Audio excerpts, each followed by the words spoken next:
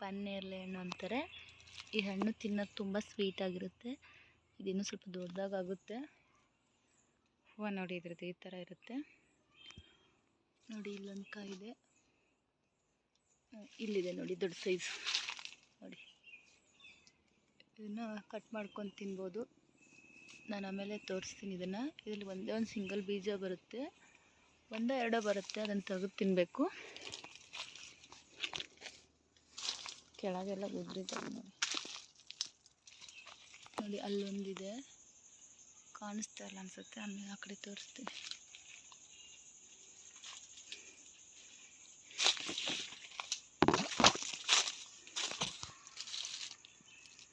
ಅದೊಂದು ಇಲ್ಲಿ ಕ್ಲಿಯರಾಗಿ ಕಾಣಿಸ್ತಿರೋದು. ಆ ಕಡೆ ಹೋಗಬೇಕು.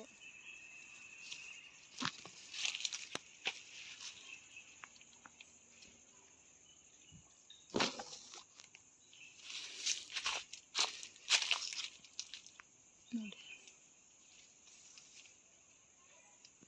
ಅಲ್ಲೊಂದೆರಡು ಇದ್ದಾವೆ, ಬಟ್ ಅವು ಕಾಣಿಸಲ್ಲ, ಚಿಕ್ಕದಾಗಿದ್ದಾವೆ.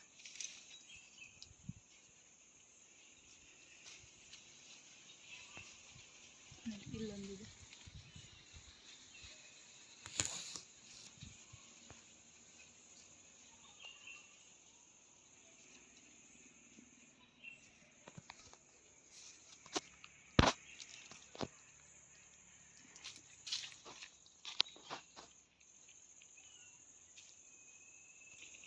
ನೋಡಿ ಒಂದು ಕಾಯಿನ ನಾನು ಕಿತ್ತಿದ್ದೀನಿ. ಆ ಥರ ಇರುತ್ತೆ ಅಂತ ತೋರಿಸ್ತೀನಿ.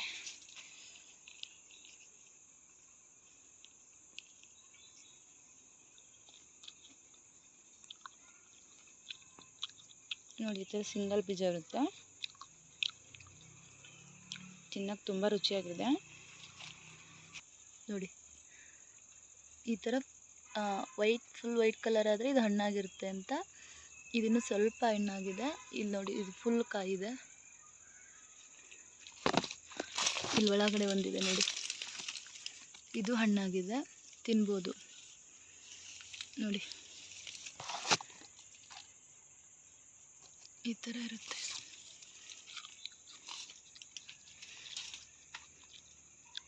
ಅಯ್ಯೋ ಬಿದ್ದೇ ಬಿಡ್ತು ಕೆಳಗಡೆ.